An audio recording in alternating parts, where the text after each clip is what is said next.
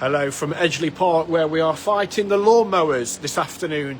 But Hull City have claimed a fourth straight pre-season win here against Stockport County, winning by 1-0 thanks to Mason Burstow. So that's Mason Burstow and Carl Joseph, who've both got off the mark in pre-season. So all in all, another job well done for the Tigers. Much improved in the second half. I think if you watched it, if you were here today, and there were quite a lot of City fans here today, I think most would agree that City were pretty poor in the first half, but improved massively in the second half. They tweaked it tactically. They got a little bit more control in midfield. They dropped Matt Crooks deeper. They went a little bit more narrow, and that kind of gave them the control that they didn't have in the first half. In the first half, Ollie Norwood, Sheffield United legend, he's about 50, but he bossed it, and Stockport had the better chances. They missed a couple of good efforts. Pandor tipped one onto the crossbar.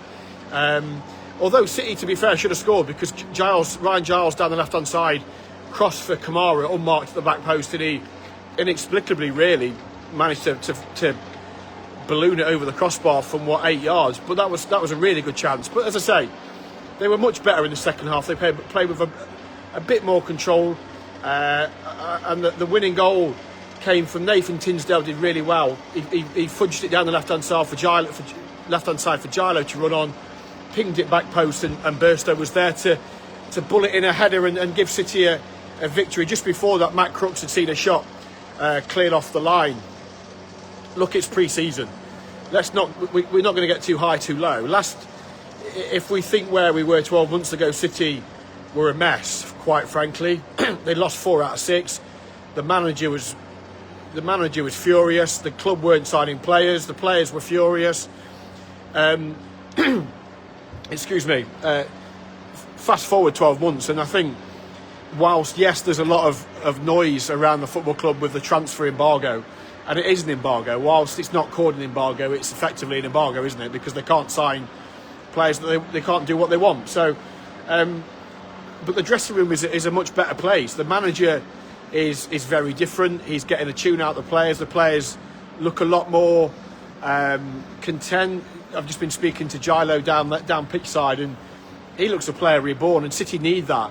They paid £4 million for Ryan Giles a year ago, and I think everybody would agree that they've not seen anything like the Ryan Giles that Middlesbrough saw a couple of years ago, when I think he got 12 assists in their playoff campaign. They need him to step up to the plate, and he's looked better and better. He's only been back in training for 2 weeks because he had an ankle problem. As I say, first off, he bombed down the left-hand side, picked out Kamara back stick. This one, he picked out Burstow's head, and while it's a great finish, it was an inch-perfect cross from Giles. I thought Charlie Hughes was excellent again. John Egan was the one player that played 90 minutes. He was captain after Charlie Hughes went off. And I think, look, Drame was good. Cody Drame was good again. It's funny, isn't it? Because City went into the summer wanting to sign 2 fullbacks. They wanted to sign a left back, and they wanted to sign a right back, and they were prepared to let Cody Drame leave the football club. Well, it's all changed, and obviously part of that is influenced by the transfer embargo, and we'll come on to that in a little while. But Drame is a real talent, and I don't think City appreciated. I think there's certain people at the football club that didn't appreciate that Cody's a real talent, and we didn't see the best of him last year, partly down to the form of Louis Coyle, in fairness. But now Coyle's out injured. Yes, he might be back for Coventry, but ultimately Cody's got the shirt, and he's playing well. So, and on the flip side, Giles was they were going to get rid of Giles, and he may still well leave the football club before the window closes at 7 p.m. on September the 1st. But I think City, they wanted Owen Beck. He's gone to Derby. They couldn't sign Owen Beck because of the transfer situation. So they kind of got themselves into a bit of a problem where, they've got a £4 million player sitting in the squad. How do you get the best out of him? Well, it looks like Sergei Yakurovich is the man to get the best out of him, and we all want to see Ryan Giles at his peak, because he's a great lad. I love him to bits, and I really want him to kind of kick on, and I think every City fan wants to see the best of Ryan Giles, and hopefully under this manager, with Ryan gets that confidence back in his game, and he's given the belief to show what we know he can. So I think there are, yes, there's a lot of problems around the football club. We know that, but if we forget that for a minute and look at what we've got, I think, you know, there's been some real standout performers in pre-season. Drame is one of them. I think the emergence of Giles is another. Young Farrell Brown, I thought looked bright at times today. So he's been a find. Young McCarthy in midfield, although he got booked for crocking Norwood, and then Norwood got booked for crocking McCarthy, which was quite comical. You've got to go some to get booked. I thought Mac, at one point Crooksey was going to get booked because he kept niggling players. Clearly they're short. That much is obvious. They're clearly short in attack, and they're short in midfield. That number 6 position. You know what to relate it to Mika Seri. Mika Seri in the playoff season, or the very close playoff season under Liam Rossini. Mika was he orchestrated it, didn't he? If you think back to that campaign from the number 6, Mika would get the ball off the goalkeeper. He would pick the passes. He would pull the strings from the base of midfield. They haven't got that. And in that first half today, it was obvious, to be fair, out in Turkey as well. They haven't got that player that can control the game, that can take the ball off the goalkeeper, off the centre halves, and get City playing. Maybe John Lundstram could be that player. Lundstram is close to moving to Hull City. The manager expects 3 players in the next couple of days. Whether they'll be done before Sunderland on Tuesday night remains to be seen. But one of them is John Lundstram. Obviously, a lot of you will know Lundstram from his Sheffield United days. He was at Rangers, then he went to Trabzonspor. Excuse me, I've not quite recovered from the pre-Turkey illness. So Lundstram looks like he's coming in on a permanent deal. Enis Destan, I think I've said that right, is also coming from Trabzonspor. He's a 23-year-old attacker. Apparently he's got lots of potential. We'll have to wait and see. It's not gone well for him at Trabzonspor. I mean, we've had mixed Tufan aside, 0 success with players from Turkey so far. So hopefully Destan is bucks that trend. On the subject of transfers coming in, we reported ages ago that Akim Femiwo, the former Sheffield Wednesday, can't get that wrong, defender, he's at the club. He's been in training today. So we're just waiting on confirmation of that deal to be complete. So that's Jakirovic's 3 players that he expects in the next couple of days. So we've got Lundstram, Destan and Akim Femiwo all coming in. As I say, whether they're done in time to feature against Sunderland, we'll have to wait and see. But certainly in the next 2 or 3 days, I would expect, certainly before City play Getafe at the MKM Stadium next Saturday, those 3 should be done. While we were kind of wrapping things up here, Abdoush Amir's move to Antalyaspor on loan for the season was confirmed. They wanted it, I believe Antalyaspor wanted it done quickly, confirmed quickly. Ironic, given how slow it's been. But they've got a game tonight. I think they're playing as we speak now. So they wanted it confirmed that season-long loan move for Abdoush is done. I mean, he played for them the other day. It's been a bonkers situation where you've had a Hull City player training with another club in another country and playing for them whilst a deal hadn't been. It wasn't that City hadn't announced it or anything like that. The deal simply wasn't done, so they couldn't announce it. So it is done now. He's going to be spending the year or the season back in Turkey with Antalyaspor. I think there is Dokin Sinek, and there was some talk about Lincoln going there as well. So we'll have to wait and see a bit of a Hull City flop reunion over there.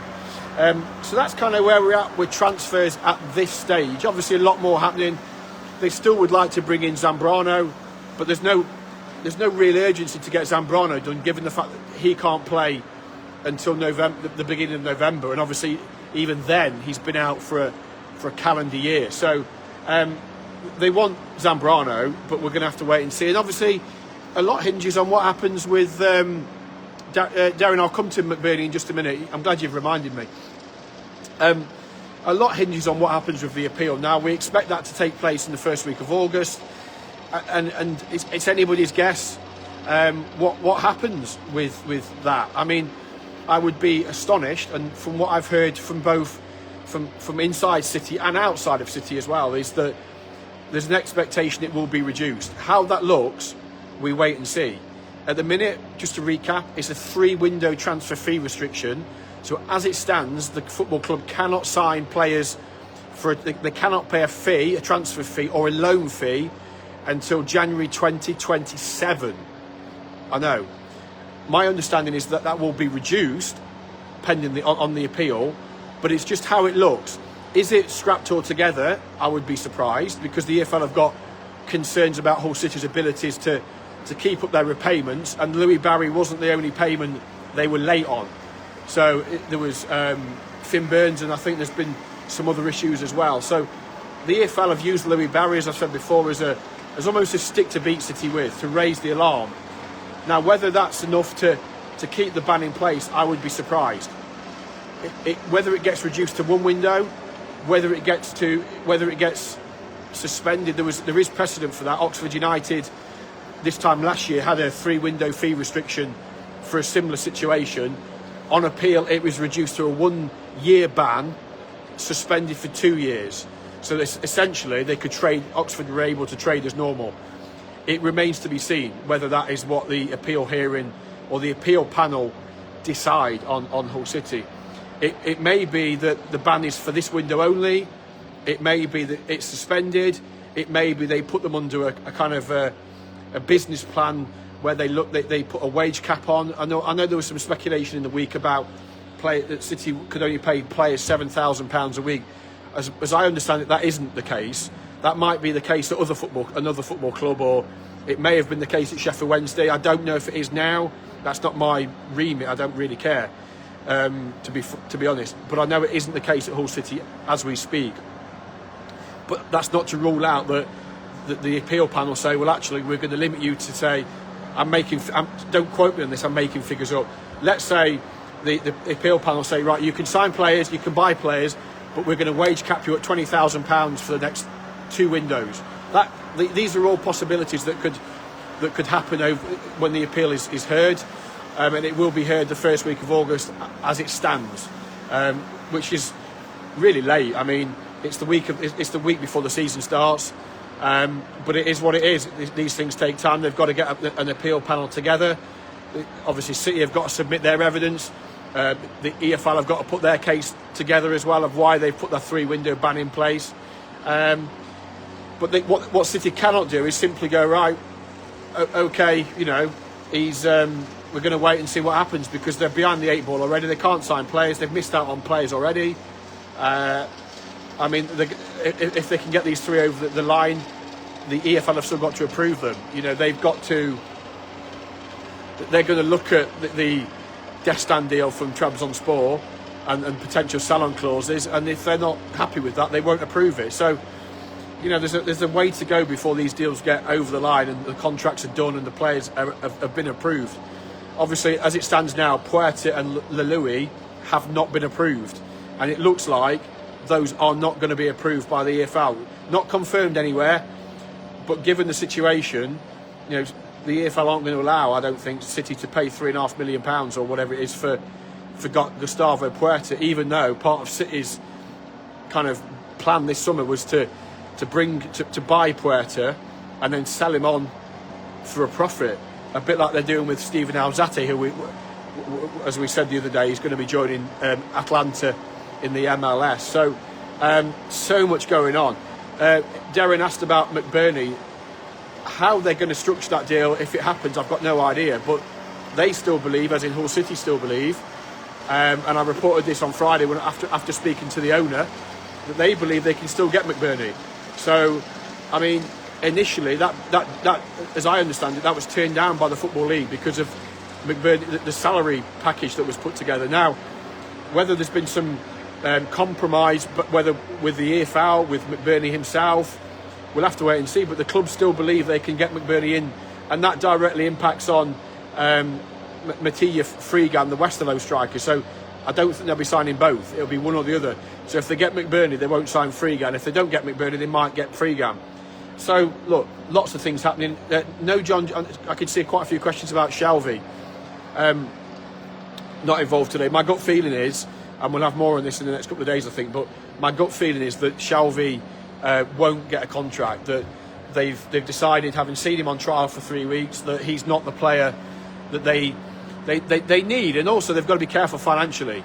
They can't, if they weren't under embargo or fee restrictions or whatever you want to call it, and overall budget restrictions, they might give him a contract and say, well, actually, he's 33, he's not going to play 46 games, but we can get 25 out of him. He's a useful player to have around the squad. He's valuable experience, blah, blah. Excuse me.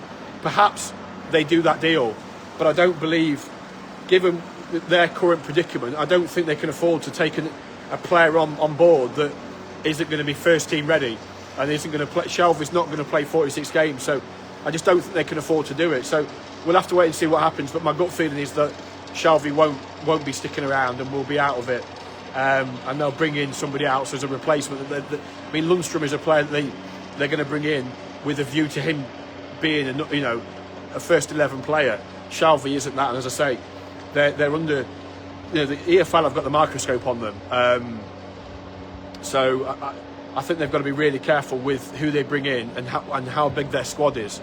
So yeah, let me just check my list, because I was really organised coming to talk to you guys. I made a list of things of topics. I think I've covered them all. If I haven't, shout up quickly. But yeah, touching back onto today, it wasn't great in the first half. It's a friendly, so you have to be you have to put it into perspective, of course. But this is a football club that for a year have forgotten how to win football matches. They've won 4 in a row, and I'm not really interested in who they've played, the level of opposition. They played Grimsby, they played Lincoln at the start. The first week, lost to them. They beat Grimsby. By all accounts, didn't play particularly well, but they won the game. They beat Istanbulspor, second-tier Turkish team. They beat Kasımpaşa, top-tier Turkish team. They've now beat a League One team. Big test on Tuesday night against Sunderland, obviously just promoted to the Premier League. And then another a really big test against Getafe next weekend. But winning is a frame of mind. This club hasn't had that for a season. And so to win any football match is really big for them, I think. And it creates that winning mentality. Look, let's call a spade a spade. It's been the last year or so has been awful covering Hull City, watching Hull City, and off the pitch it's not great at the minute for anybody. So to have won a game of football, it just makes everybody feel a little. Excuse me. It just makes everybody feel a little bit better, doesn't it? They've won a football match. 921 fans. Really, really good support over there today. I saw your comment, Lee. 921 here today. They've all gone home with a bit of a feel-good factor, and there hasn't been that around this club for a while now. So, however it looks, whoever you're playing against, winning football matches is something great. There was a comment about academy players. I thought, difficult to say really. I thought Brown flitted in and flitted out. There was one time first half where he sort of got himself into the penalty area with a fortuitous. I think it ricocheted off Drame and spun into his path, and he got caught on it, and he got bullied out of it. He's not going to get that much time on the ball in England. He might have had it in Turkey, but not here. But then he played a lovely little flick for Giles to go down the left and cross for Kamara. So Brown showed little touches, but I think to suggest that he's going to be championship ready is a stretch, because, as I say, it's one thing playing against a Turkish team that perhaps sit off you and give you a bit more time and space. That doesn't happen in League One against a League One team, and it's not going to happen in the Championship. So that was a learning curve. I thought Tinsdale looked bright when he came on. And Steve, in terms of improvement from last year, my God, chalk and cheese. Last year they were rubbish. Last year was horrendous. I mean, for those that were unfortunate enough to go to Doncaster and see him get pasted 4-0, yes, I know the first half team was largely academy players, and Walter put the more senior players on in the second half, but that was grim. Newcastle was grim. Fiorentina was grim. Yes, I know they came back and they equalised and they got a 2-2, I think it was, but they weren't. It was just depressing. Last summer was depressing. And we went into the season with a manager that was angry with the the lack of activity, the playing squad that weren't happy with the manager, a playing style that was never going to be suited in a million years to English football, particularly the Championship. It's chalk and cheese. It's absolute chalk and cheese from where we were a year ago. The manager's relaxed. You can see the players respond to him. He's already got the relationship with the fans. Walter didn't even realise there were fans here, I don't think, until Portsmouth. Admittedly, it took Sergei 80 minutes to realise that the fans were chanting Sergei, give us away. But when he was aware, he went crazy, which was a really comical moment, actually. And he commented, he said to me, he appreciates the support. He's really looking forward to Tuesday night against Sunderland in his first game. Yes, there'll be a tiny crowd, full away following, of course, but there'll be a small home crowd, and it'll be nothing like the first home game in the league. But, you know, he acknowledges the support, he appreciates it. And yeah, the players are behind him. So, Harvey, Freegan, possibly if McBurney doesn't happen, but they want McBurney. They've wanted McBurney since the start of the summer, or before that, in fact. So I think that he's their number one target, and if they can get him, they're absolutely delighted.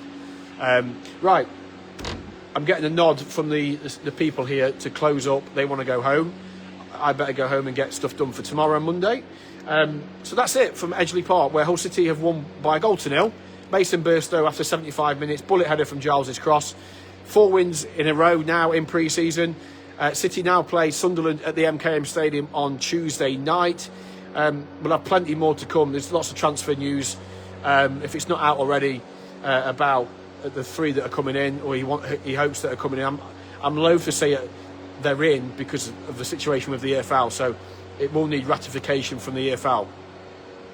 Darren, quickly on the manager's style, it's quite direct. He wants to get the ball forward quickly. He needs more control in midfield, but ultimately he wants to get the ball forward quickly. He wants to give his wing backs, Drame today, Giles and Drame, he wants to give them licence to go to bomb on, as we saw with the winning goal. He just wants them playing quick, and he wants them getting it forward. He doesn't want them to mess about. He doesn't want 100. He doesn't want 100 passes between the goalkeeper and the centre half before they can play to halfway. He wants the ball out quickly. He wants it getting down the wings and getting balls into the penalty area. We didn't see any of it in the first half, bar the Giles Kamara chance, really. But they've still got time. They're 2 weeks out. There's still players to come in. I think,